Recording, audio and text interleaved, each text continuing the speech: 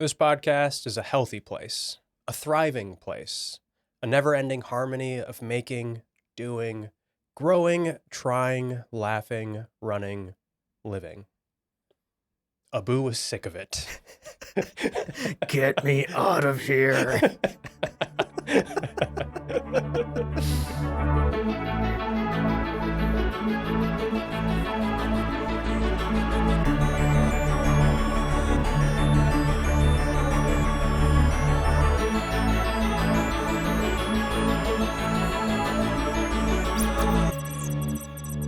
Welcome to Science Fiction Book Club, a podcast for bookworms and stargazers. In every episode, we dive into the pages of our favorite science fiction novels to break down the big ideas, ask the nerdy questions, and maybe learn a little bit about ourselves along the way. My name's Abu, and as always, I'm joined by Obsa. Oh my goodness. Obsa, we're here to talk about a brand new book. We've completed our journeys through the silos of Silo and Wool by right. Hugh Howey. And today we're starting a brand new journey. We are reading the first 4 chapters of A Psalm for the Wild Built by Becky Chambers. Yeah. How exciting. And what a tone shift. What a tone shift. We'll get into it. For sure. Indeed. Before we get into it, quick bit of housekeeping, folks. As we just stated, we're covering the first 4 chapters of A Psalm for the Wild Built, so spoiler warning. Make sure you've completed the reading and read those 4 chapters before you continue listening today. And as always, we encourage you to read along with us, share your thoughts, and email us at sci-fi bookclubpod@lawrparty.com. Join our Patreon at patreon.com/sci-fi bookclubpod. We've got free reading guides, discussion questions, bonus clips, and bloopers. And it's also where you can find our Discord, where we like to keep the nerdy sci-fi discussions going, along with you fellow readers in the community. You can find all of those links in the show notes below. So check that out after you're done listening. All right, here's the game plan, folks. You know the drill with these book club episodes. Opsa, you and I are going to start today by summarizing the chapters from the assigned reading, chapters 1 through 4. Then we'll share some first impressions we have of the book thus far. Right. Maybe even get into some prediction territory and call the election. Mm-hmm. Finally, we will wrap up, as we always do, by diving deeper into the themes and ideas and the background of this book in our sci-fi analysis. So before we get into all of that, let's take a quick breather. Don't go anywhere, dear listener. When we come back, we're diving into the pages of this wonderful book. Remember last year's amazing trip? That cute first birthday party? All those photos, all those memories can be freed from your phone with the Shutterfly Photo Book. Rediscover and share your favorite moments with those you love. You'll be amazed how easy it is to make a photo book with Shutterfly and enjoy it for years to come. Get 40% off orders over $29 with code POD40 at Shutterfly.com and make something that means something. This episode is brought to you by Intuit TurboTax. Didn't file with TurboTax last year? That's in the past. Now, Taxes is getting the TurboTax app and filing your own taxes for free if you didn't file with them last year. File by February 18th. All tax forms, all 100% free. Now, this is Taxes. Intuit TurboTax. New filers and filers who didn't use TurboTax last year only must start and file your own taxes in-app by February 18th. Excludes TurboTax Live. Full terms at turbotax.com. Welcome back, listeners. Let's jump in and start with a brief summary of the first 4 chapters of A Psalm for the Wild Built. Mm-hmm. In chapter 1, we meet our protagonist, sibling Dex, a monk who lives and works at the Meadowden Monastery in the continent of Panga's only city. Dex has grown restless in their current vocation and decides to leave the city and become a traveling tea monk. One source of this discontent with their life involves the sound of crickets, or rather the lack of such sounds in the hustle and bustle of city life. I bet it's nice to fall asleep listening to crickets, they thought. After saying their goodbyes to friends and colleagues, Dex was given their very own oxbike and tea wagon, and they set out on their new venture. Apprenticeship or formal training be damned. Bold. Who needs it? Bold. Reality quickly sets in, however, during an super awkward, I should say, first customer interaction with a woman who's not only lost her cat, but her marriage as well. Oh, God. And it turns out being a tea monk is more than just listen to people give tea. By the end of that conversation, it seems that the woman is, in fact, the T-Monk therapist for Dex. That's right. That's right. The tables have turned in a very awkward definitely way. turned. But Dex is committed to this new life and carries on with her travels and tea. We then jump into chapter 2 where we time skip. Yep. We are now 2 years later. We join a much more experienced and well-traveled sibling Dex as they are revisiting Inkthorn, a village in the woodlands where people live in these like beautiful tree houses and they don't live on the forest floor in order to like preserve the nature there. So great is their respect for the critters in the soil. Yes. Yeah. A theme we'll touch on a little bit later in our analysis. So obviously 2 years later, Dex's abilities have grown. Their renown has grown. They're quite well known. Folks in Inkthorn are waiting for Dex's arrival. Absolutely. And we see their interactions. We see this experience that Dex has gained in the last 2 years in their interactions with Miss Jules, for example, or the hot dad, Mr. Cody. Cody, I think, is not the hottest of names, but I trust that he's a good-looking guy. For sure. But here's the thing, Obsa. Everything is not perfect. And this isn't happily ever after for Dex. This is chapter 2 is not where the book ends, incidentally. Dex, once again, finds themselves thinking of crickets. They still have not been able to find these crickets. And they are once again restless with their current life as a T-Monk now, as a pretty well-known T-Monk helping people. In fact, the best T-Monk, according to many. Hello. There you have it. Getting free meals left and right every town they go into. So later, once they've left Inkthorn and on the road to their next destination, Hammerstrike, Dex makes a sudden decision to change course. And instead, they head into the protected wilderness zone in search of crickets. Specifically, they're headed to this old hermitage that's been abandoned since the end of the Factory Age. Right. After this grueling ride through the dense and inhospitable wilderness on their ox bike, Dex decides to camp in this cozy clearing for the night to relax. They shower, they make a meal, things are looking good. They're feeling good. They're on a new adventure. Pretty naked, if I recall. They're feeling butt naked. And things are great. Things are as jolly as they could be. Until this curious robot named Mosscap stumbles into this clearing. Oh my. Hello. Yeah. Butt naked. Can robots be turned on? Because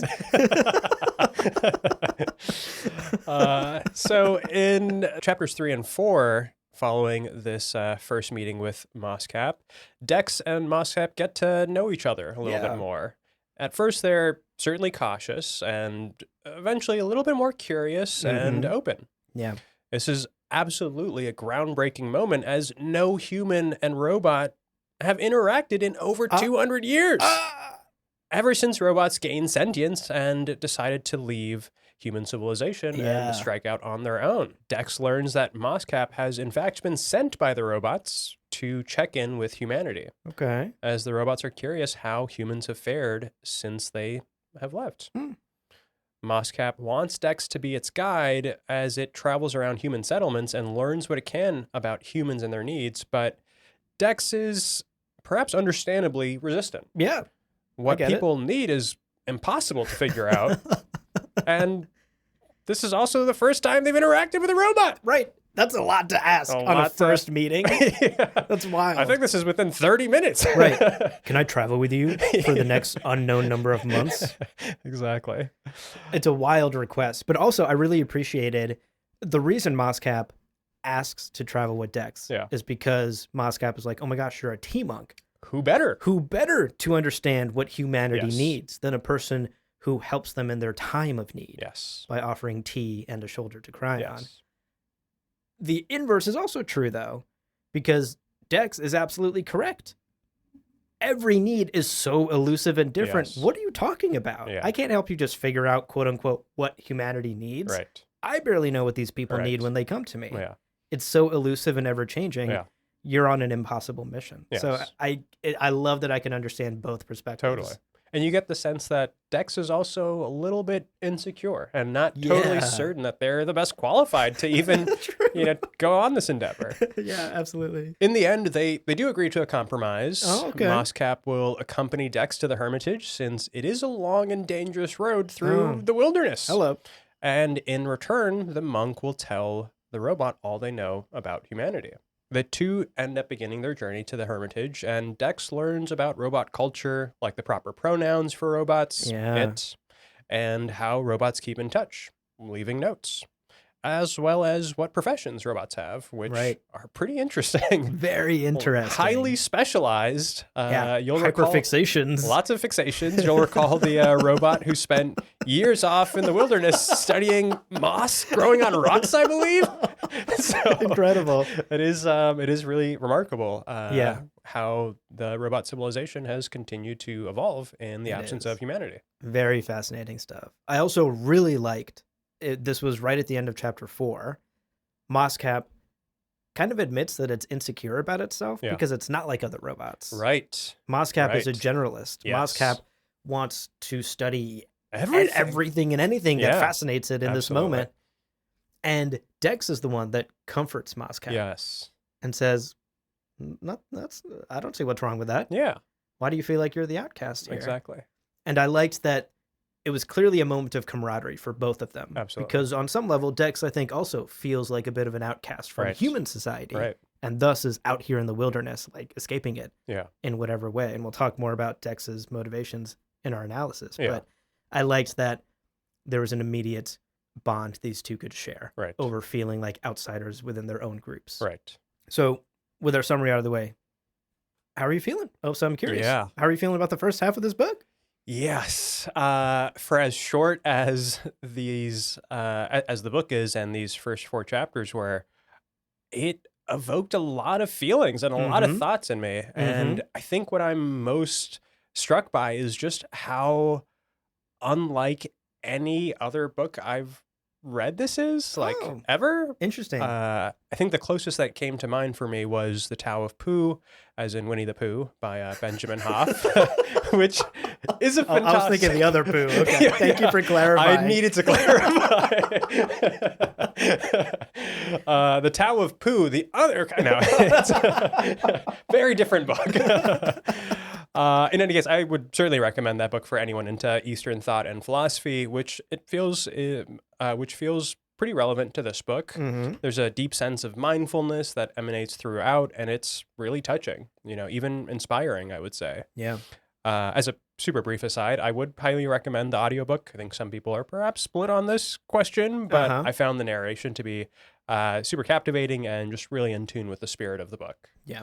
In any case, I think part of what was so satisfying for me in just these first 4 chapters is how relatable Dex is in just so many ways.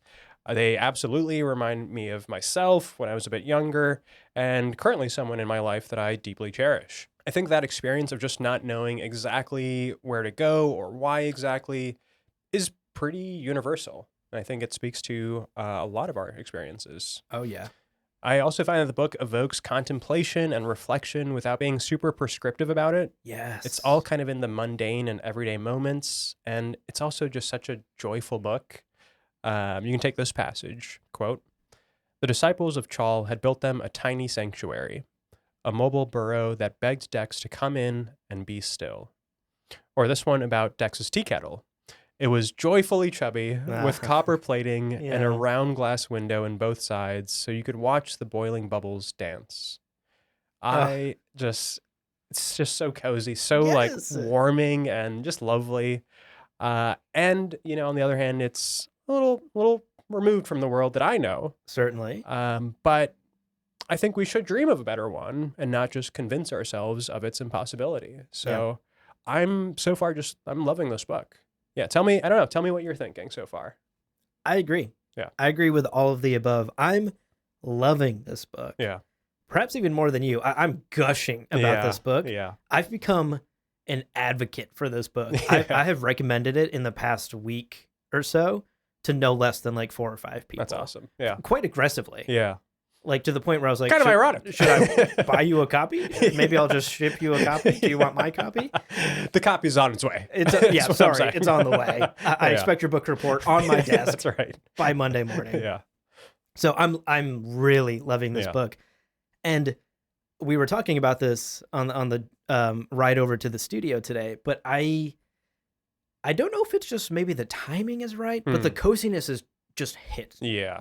so perfectly. Yeah. S tier coziness for sure. Like maybe it's because of the current year we're in and the political climate. It's 2025. It's 2025. It just maybe is exactly what I needed. Yeah. Just the cup of tea that I needed in Yeah. this moment where every time I open my news app, I am scared and sad Yeah. and feel lonely. Yeah. And then I opened this book and it felt like getting a hug Yeah. from Becky Chambers, getting a hug from Dex Yes. and a cup of tea. Yeah. So I loved it. I think, speaking of Becky Chambers, I do want to give credit where credit is due. I think the writing is subtle and simple, Yeah. but it does not lack artistry. Absolutely. There is depth here in the coziness that is very clearly intentional. Yes. And even the passages that you shared are written in such a way where like the kettle is round and cozy. And Yeah. there's no harsh edges in this Yeah, book right. intentionally. Right.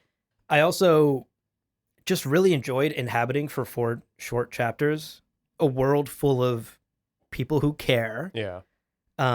people who have everyday problems that can't necessarily be solved with a cup of tea and by spending time with Dex, but certainly those problems can feel more manageable. Yeah. You know?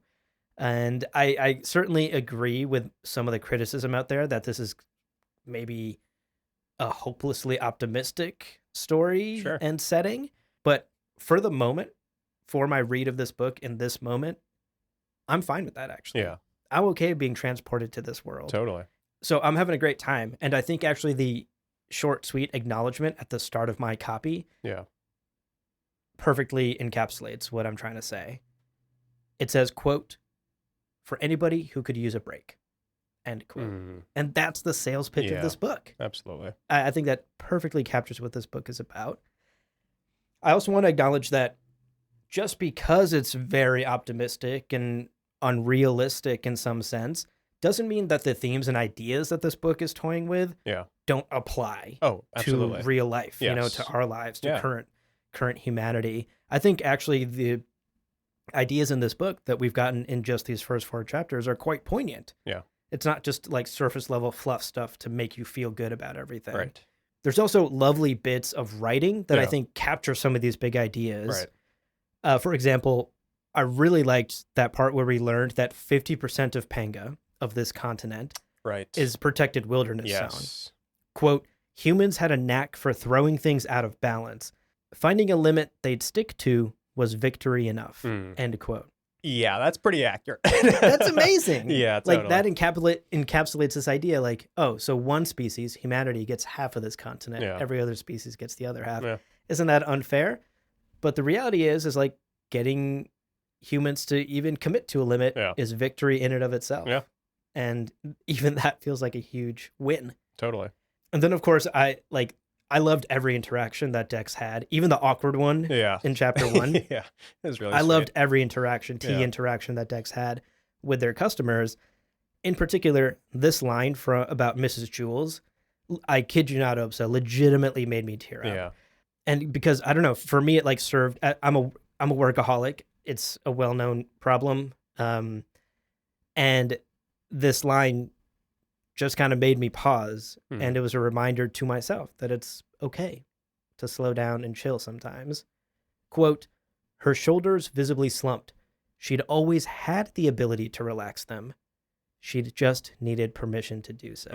End quote. Oof. I'm like, Yeah. again, I'm getting a little watery-eyed even just rereading that. Yeah. Yeah. So I've been gushing for like, it feels like an hour now. So I'll wrap up by saying this, Obsa. Yeah. Loving this book. Yeah. Can't wait to get into the second half of it and get deeper into the conversations between Dex and Moscap. There's already these wonderful ideas about how people and robots and gods are more than the sum of their parts, Yes, right? Like totally. we're already touching on some really beautiful ideas that I Yeah. know we're going to go down a rabbit hole certainly. on our next episode. And so I can't wait to continue reading I and follow them on their journey. would totally agree. I hate to follow that up with a critique of the Please- novel, no, but please do. I feel Please like do. just in the spirit of being even-handed, Yes. I share all of the kind of wonderful impressions and takes you've got on the book. And to those that say that the book is hopelessly optimistic, I Mhm. would say maybe it's just hopeful. Like it's okay to be hopeful, you know. I love that, And yeah. what I will point out, and I think what stood out to me the most as far as a critique goes, is the lack of an antagonist, which Yes. is part of what makes this feel materially different than most other, not only sci-fi books, but books I've read in recent years. The future the author presents, I don't think is too utopian, but perhaps it is utopian almost to a fault. Yeah. That's fair. As a small tangent, I've been reading this fascinating 2016 book by Wired magazine co-founder Kevin Kelly called Mhm. The Inevitable, which is about the forces that shape our future. Okay. 10 years ago, amongst other things, he predicted that companies like Google would be less known for their more familiar services than their new AI technologies, which I think is proving to be a pretty prescient observation and one that's holding up remarkably well. Yeah. But in any case, there's something he wrote that's been at the back of my mind all week. Quote, "A world without discomfort is utopia, but it is also stagnant. A world perfectly fair in some dimensions would be horribly unfair in others. A utopia has no problems to solve and therefore no opportunities either."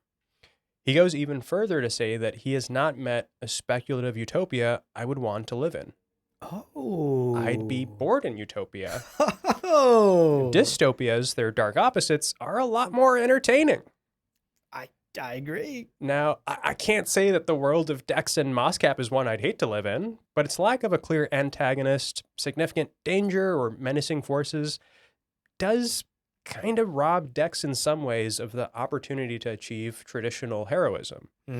Their hero's journey is much more prosaic, internal, and philosophical. Yes. That said, I would give Mr. Kevin Kelly a copy of this book and see what he thinks, Yeah. because I don't think that this is a world without opportunities or problems to solve, as we've seen as sibling Dex travels and is helping comfort people in their Right. times of sorrow and just in the everyday struggles that we will, I think, forever have. Yeah.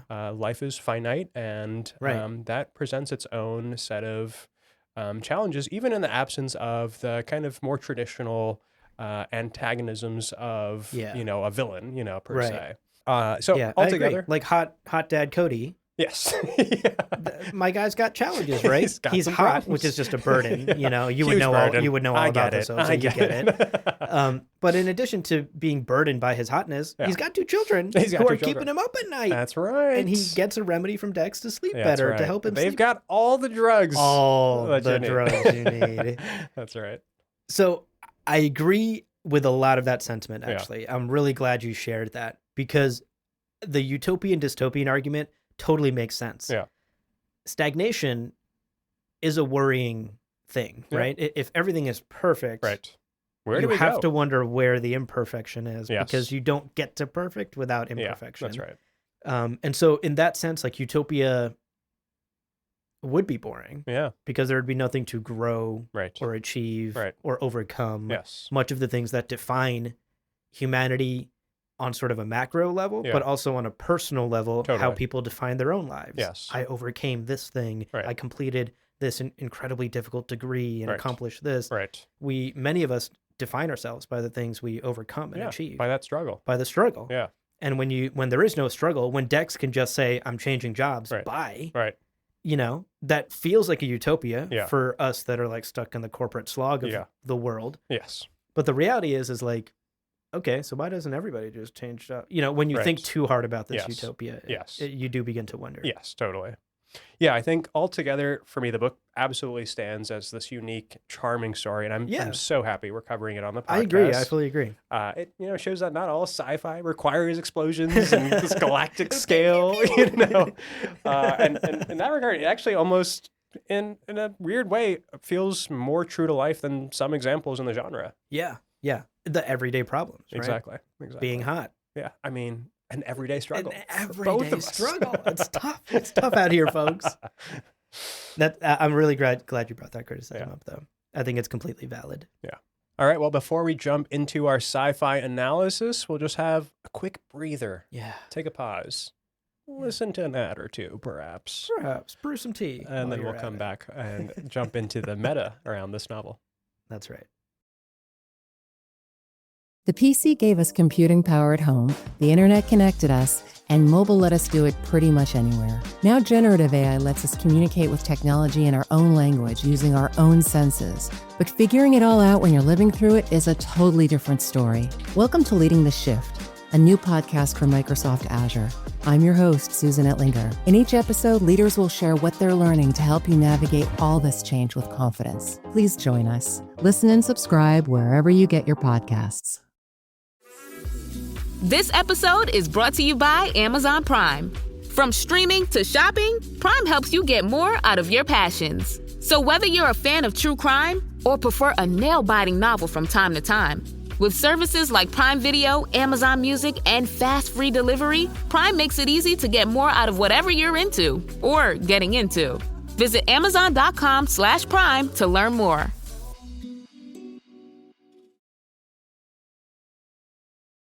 All right, folks, welcome back. Now that we've completed our summary and shared some of our initial thoughts, let's dive a little bit deeper into A Psalm for the Wild Built. Beginning today with the meta. When we start a new book, we always like to explore how that book got published and learn a little bit more about the author, because I think that context is quite enlightening. Absolutely. It certainly was enlightening with Wool, for example, learning that it was a self-published success. Yes. When it comes to A Psalm for the Wild Built, there's an interesting backstory here as well. Agreed. So, Becky Chambers, the author, made her debut in the literary world with, say it with me, Opsa, a self-published novel. Let's fucking go. Love it. A self-published novel called The Long Way to a Small Angry Planet. And this was in 2014. And this became a pretty notable success. You know, it won a couple of awards here and there, and it was funded through Kickstarter. Yeah. You remember Kickstarter? I do remember Kickstarter. Incredible. Popping off in 2014, clearly. For sure. So this is amazing. Yeah. You know, every author wishes that they could write a book and have it blow up and make their career. To some extent, that happened for Becky Chambers. Well, certainly 5 years later, the series that book was a part of, the Wayfarers 4-book series, won a Hugo. Hello. Which, I mean, come on. For incredible. One of your first published works is pretty remarkable. Yeah, and self-published. That's right. Very cool. A huge achievement. Now, speaking of Becky Chambers as an author and the types of stories that she is known for writing, she's often recognized for pioneering the hope punk genre, which is a subgenre of speculative fiction that's known for its optimistic tone and its focus on community and resilience. It's the anti-dystopia, right? The antidote, really. The antidote. Yeah. And in fact, a lot of her stories tend to lean in this direction, and she's almost driven to like provide some sort of antidote to the rest of sci-fi out there that is so it's so dark, like just grim, dark, dystopian. Everything's terrible. When you think sci-fi, you think Blade Runner, you think Dark City, 1984, Brave New World, exactly. right? You think Big Brother, like all the classics of sci-fi are not happy places to be. No, for the most part. And Becky Chambers is kind of flipping that on its head, which is again kind of a different experience for both of us as longtime sci-fi readers. I don't know that I've read another hope punk genre. I don't know. You know, this is, I think, probably my first. And in that regard, A Psalm for the Wild Built is the first novella in the Monk and Robot series. Right. I think we know who the Monk and the Robot are at this point. I should hope so. It was published in July of 2021, and again, Hugo Award winner. Damn. We're talking 2019. We're talking 2022. She's just racking them up. Racking them up. And while the book is widely hailed, it's obviously won some pretty prestigious awards. It's Yes. not without its critics. I think you touched on this in our summary and in the commentary afterwards. But there are some online that will praise the prose, but aren't entirely convinced by the future that Chambers presents. Yes. That is certainly a recurring theme in the criticism, that the future presented is unrealistic, maybe hopelessly optimistic, Yeah. maybe hopeful, I would say. Mm-hmm. But another vein of criticism is also the lack of a motivating conflict or jeopardy, as I talked about in my critique. As Amal Al-Motar puts it in her NPR book review, it's a world almost completely devoid of threat or precarity. And I think those critiques are certainly valid, Yeah. you know? Okay, with our meta out of the way, let's move on to our next segment. This one we like to call the dilemma. That's right. When we jump into a new book, there's always a core problem at the Yeah. issue, the dilemma. Yes. That's what the whole story is Yes. perhaps about. Naturally. And there's a couple of things maybe in this book that Yeah. we could say are the dilemma at the core of this book. Yeah. Again, to your critique from earlier, there isn't like a straight up antagonist. Yeah. There isn't like an inciting incident Right. that causes a cascading series of events. Yeah. It's mostly internal and Yeah. it's mostly small scale. Yeah. It's people with small people level problems. Human level, yeah. One dilemma I think that's for sure present in these first 4 chapters is sibling Dex. Yeah. They are restless. Yes. They are discontent with their life. First at the start of the book, and then 2 years later as a tea monk. Right. They're looking for something, Yeah. for some sort of change, for crickets maybe. Maybe. But I still don't think, I'm not convinced 4 chapters in that even Dex knows what they're looking for. No. There's this moment of elation when they camp out in the forest, in the wilderness, that first night right before they meet Moscap. Quote, "Nobody in the world knows where I am right now," they thought. And the notion of that filled them with bubbling excitement. They had canceled their life, bailed out on a whim, end quote. Yeah. And that sounds like a win. You're Yeah. like, oh, okay, so Dex, you got what you wanted. Right. But to me, that actually reads more like just the adrenaline rush and the initial excitement Yeah. of doing something a little out of your comfort Yeah. zone, you know? Almost like taboo. A little crazy, yeah, you know? A little out Like, there. I'm off the beaten path. Yeah. Let's see where this goes. Right. I think Dex kind of craves that feeling Yeah. quite a bit. Yeah. And they're out here doing it on this first night. So Right. everything feels kind of cool and awesome. Right. I wonder, though, will that feeling wear off as they continue their Hmm. journey? Is this what will make Dex happy in the long term? And maybe on a more philosophical level, is there any one thing that Yeah. will make you happy on the long term of your entire life? Yeah. I'm also curious what you think. That's kind of where my head is at. Yeah. But what do you think? Like, what's at the heart of Dex's restlessness in this story? Yeah, I mean it's a great question, and I think it's clearly one of the things that Becky Chambers wants us to contemplate. Yeah. If I had to answer, I would say, life is kind of a series of becoming. It's not that there is a. Hope so. God. I think that's where I end. I'm gonna need a moment after that. Wow. And in any case, that there isn't a clear destination for all of us. There isn't a clear path to this thing that I don't think we really ever reach. Like, we are constantly evolving. Yeah. And the feeling of restlessness, I think, is deeply human, and it's not something to really fight per se. Like, it's sometimes you're restless because you need to move, and that natural tension between where Yeah. you are and what you are becoming and where you should go, I think is very healthy. Yeah. And I don't see it as really as something to overcome per se, but Interesting. more Yes. something to accept. And I tend to think that is perhaps some of the lesson that Dex will learn in their travels with Moscap. And we've already started to get some hints at this, and the way that Moscap talks about robot civilization. And it's odd. It almost strikes me as being it's hard to say. Like, in I think chapter 4, Moscap has a pretty nice rebuttal to something that Dex says, and Dex is kind of objecting to referring to Moscap and other robots as it, and Moscap is a little offended, actually, Yeah. and says, quote, "I would never call you just an animal sibling, Dex. We don't have to fall into the same category to be of equal value."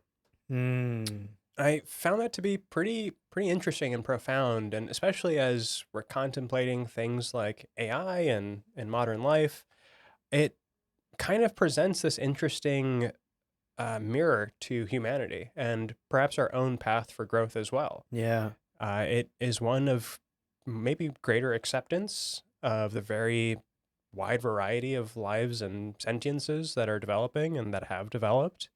And I think that is kind of at the heart of Dex's Mhm. journey is Right. like in confronting their own sense of, I don't know, of like uncertainty Yeah. that maybe part of that is coming to accept that that's part of the narrative of life, that Right. is one of the things that we have to grapple with, but ultimately is healthy. Yeah.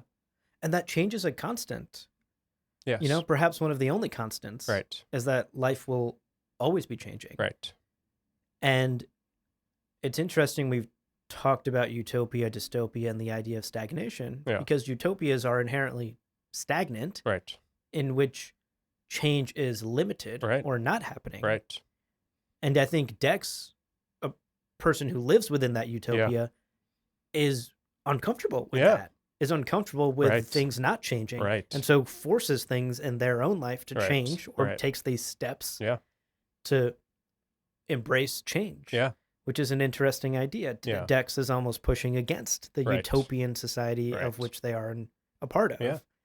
I think it's a pretty bold idea. I agree. And I think Dex, for what it's worth, is embracing something that perhaps Dex's peers are not. Right. Right. Because of the society they live in. Right. Where like the status quo is the comfort, Yeah. is the cozy. Right. Dex is okay with a bit of discomfort. Yeah. Biking through wilderness. Yeah. You know, that doesn't sound like fun. Yeah. But With no training also. They also embarked on this whole thing and they were Oh my rejected gosh. formal training. Oh my gosh. Didn't even read one book about it. God Yeah. damn it, Dex. I love it. Okay, the other dilemma I wanted to touch on, moving away from Dex for a bit, is kind of in the background right now in the story, might come to the forefront in this back half of it, but we do have this relationship between humans and robots, Right. right? Right. 200 years. Yes. They have not interacted ever since robots gained sentience, Yeah. basically, a consciousness. Yeah. This is a historic moment that Dex and Moscap are meeting. Yeah. First time humanity and robots have come in contact in this way. And it raises a couple of questions for me. Yeah. One,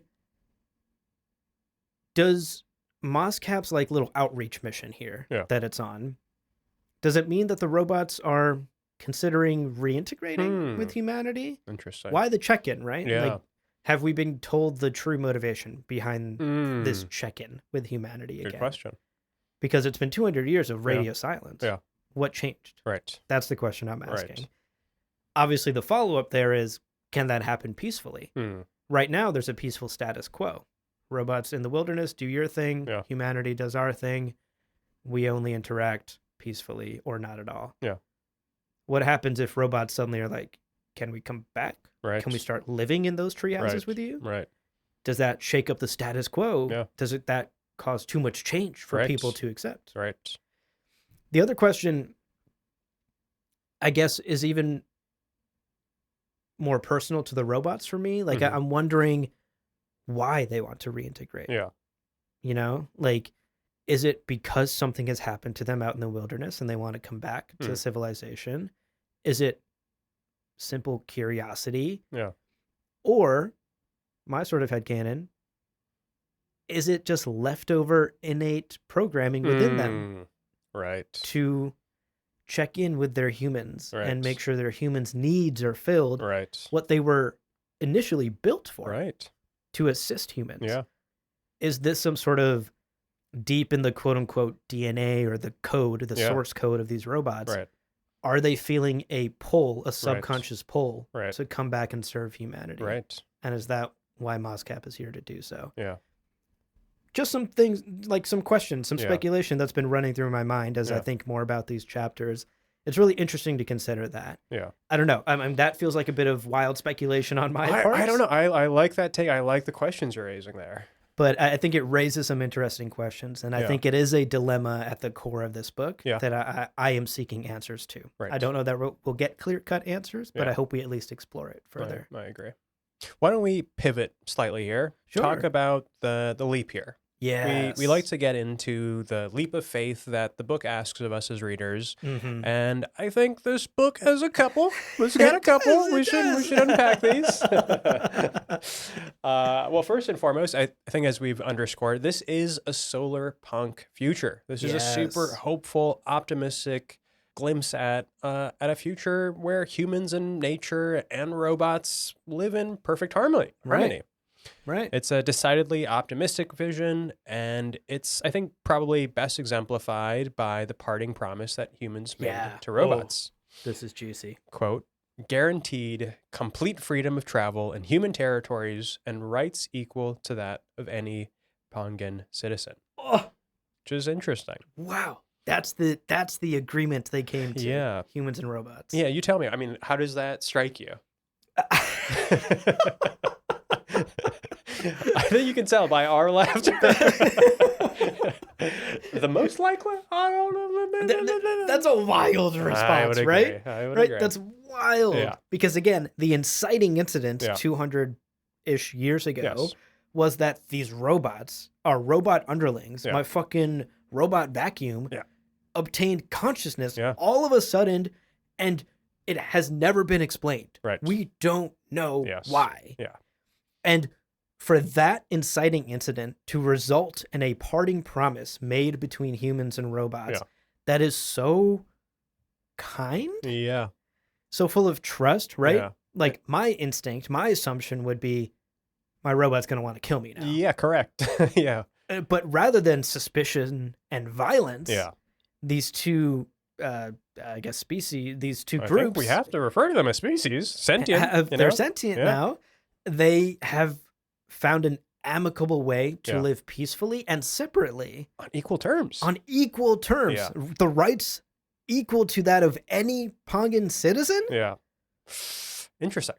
Gosh, it's even more interesting when you consider that humanity, Dex reveals this in their conversations, humanity has doubled down on no longer dabbling in robotics. Right. They just don't make robots anymore. That's right. Because they gained consciousness once. Yeah. Who are we to dabble in that again? Right. That's crazy. Right. Can you imagine humanity having that amount of restraint? No.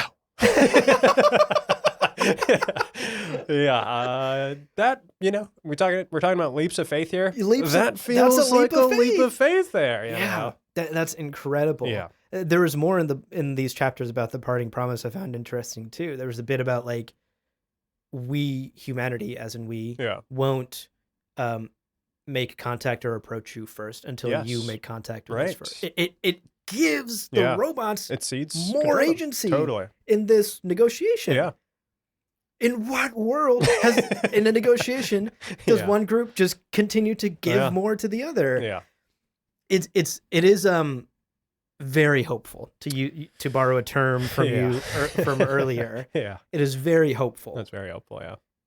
If that inciting incident of robot consciousness were to happen in our world, I don't know that we'd come to a parting promise that's this hopeful. Yeah. I mean, to just kind of probe what about that feels like such a leap of faith, which, we don't really need to probe that hard. Sure, yeah. But I mean, for many of us who grew up with, like the Terminator, a robot Armageddon viscerally feels more familiar and, likely perhaps. Yeah. I would quote Kevin Kelly again. I'm kind of obsessed with this book. Sure. Yeah. Who writes, who can't imagine an apocalyptic last person on Earth finale or a world run by robot overlords or a mega city planet slowly disintegrating into slums or easiest of all, a simple nuclear Armageddon. All that said, I don't think that makes dystopias more likely, but it does make their opposite harder to buy. Yes. It's almost sad to say. Weird balance there. Yeah. It's almost sad to say, but it almost requires a much greater leap of faith to imagine even a mildly optimistic future scenario. Gosh, and how sad is that? Yeah. That makes me sad. Yeah. That I can read a dystopian book and go, yeah, probably. That seems likely. Flip on Severance. Yeah, that seems about right. That's the trajectory. Yeah. A world in which Terminator Yeah. feels more realistic Yeah. than someone going around giving tea, Yeah. you know, Is- or robots coexisting Yeah. with humanity. Yeah. Um, Or humanity coexisting with nature. with nature. Oh, You we know. we've barely touched on the nature stuff. That's Half right. this planet is a protected nature Yeah. zone. Yeah. Which is incredible. Yeah. Tree houses, Yeah. so we don't destroy the forest floor. That maybe is actually the greatest leap of faith. Oh, that's the such- that's disrespect a- we showed to planet Earth is Yeah. yeah, it's pretty Yeah, egregious. and again, like I don't sound incredulous because I hate that part, this Yeah, part of the book or totally. anything. Of course. I sound incredulous because it's sad Yeah. that that's my reaction Yeah. to this. That Yeah. I read a book that is so hopeful and Yeah. a world that feels so right Yeah. And we like that we like. Yeah. That just doesn't feel like a world that could happen. And I Yeah. think a lot of sci-fi is speculating Yeah. about a future that could happen. Yeah. And as much as I'm intrigued by this like hope core, comfy solar punk genre, that future, unfortunately, especially given the realities of like what we're going through now in 2025, like feels further and further and further away every single day. All that said, I mean, I have to appreciate Becky Chambers for putting a book out like this that Yeah. does serve to, in some ways, inspire, if not hope in an alternative future, Yeah. Then at least a framework. then at least a framework, you Right? know? Like that's the thing that I think it's easy to be jaded, right? Yeah. It's easy to read Terminator, like watch Terminator. It's easy to read a dystopian book and Right. go, yeah, we're fucked. That's Yeah. that's where it's And going. accept it, you and know? accept that is Yeah. inevitable. Yeah. To quote, what's his name? Kelly, Kevin Kelly, yeah. you know, the inevitable. Yeah. But I think it is quite brave Yes. to say, what if not that though? Yeah. What if we said 50% of Earth's continents are untouchable Right. safe zones by Right. from humanity? Yeah. Crazy idea, Yeah. but like, hear me out. Yes. You know? Yeah. And I think that's what Becky Chambers is kind of doing Yeah. with this book. Like, crazy idea, Yeah. but hear me out. Yes. And I think just creating that framework is such a brave act. Just Absolutely. painting that picture of what could be. Yes. And I don't think there's anything wrong in aiming for a utopia, No. knowing we will fall short. We'll right? absolutely fall short. We will never achieve Yeah. the world of Penga. But why not try? Yeah. Why not say, how close can we get to 50% of Earth's most important ecosystems being Yes. protected from human capitalism? Yes. We'll never hit 50%. No. But if we hit 10%, 10%? that would be That- better. Like, that would transform the face of the Absolutely. earth. Like, yeah. so I think, like, I am quite inspired by how much this book is, like, asking its readers to dream Yes. about a better reality. Yeah. What a lovely way to put it. Absolutely. You know, we need to dream. We need to envision a world that we would want to live in Yeah. and not, you know, our more likely enslavement by our robot overlords. Right. Chat GPT in the future, if you're listening, We love you. we love you. Well, let's moving on from that leap of faith Yeah. that this book is asking us. Let's talk about some of this. It's a sci-fi book, right? Yeah. Let's talk about some of the gadgets. We Yes. always like touching on this Yeah.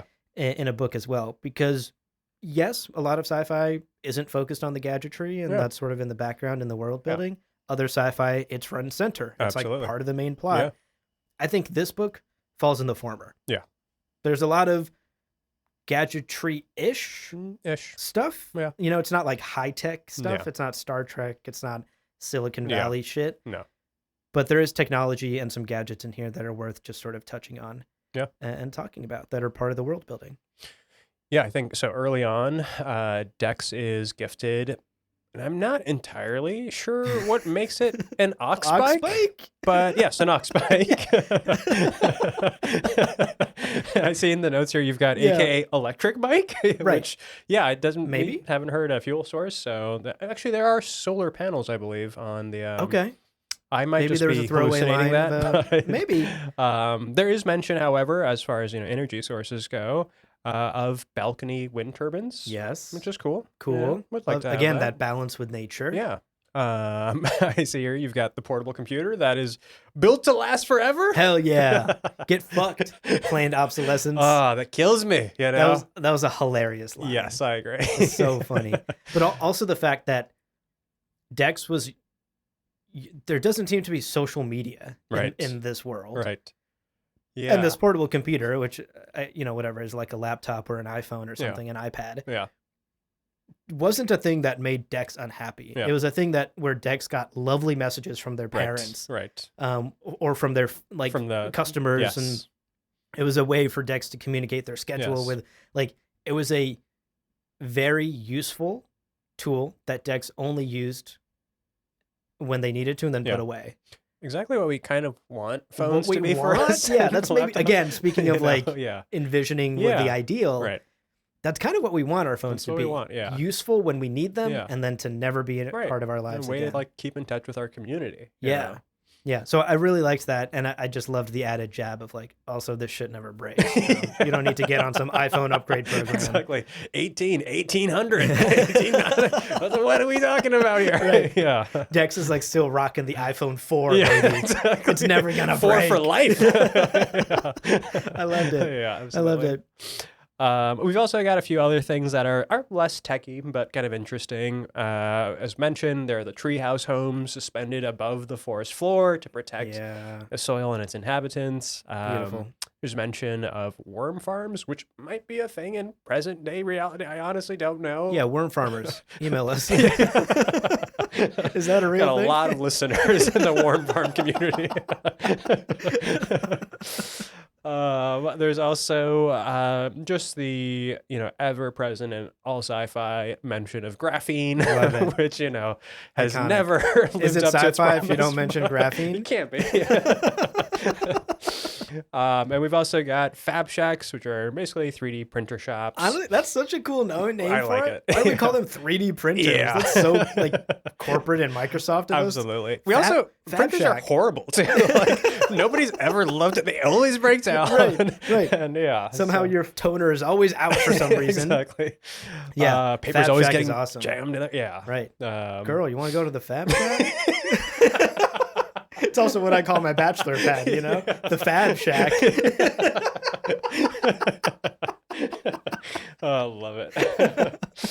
And that's mainly all that we encounter. They've got kind of an alternative currency that's mentioned and kind of a throwaway moment as Pebs.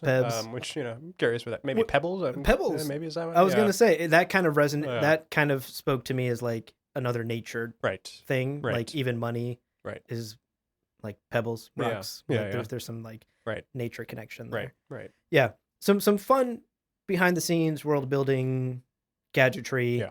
and tech that is very in balance with Yeah. nature, I Yeah. think. Doesn't overwhelm the reader. Doesn't No, overwhelm not at all. them. It's really and kind of it's centered around human life and Yes. and it's not it's not the end all be all. We're not seeking to Right. create bigger and better and greater and more technology. It's really kind of in the background. Yeah. Yeah. There's a balance, There's a balance. and humanity in this story has achieved a balance Yeah.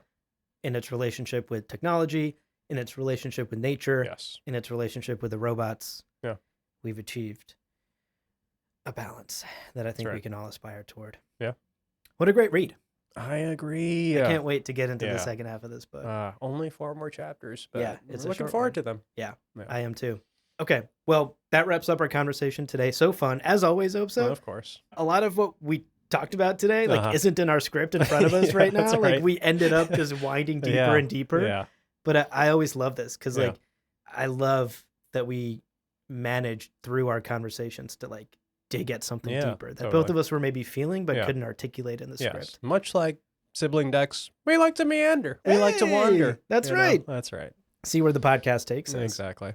Well, here's where the podcast is going to take all of us next. We have homework for you, Yeah. dear listener.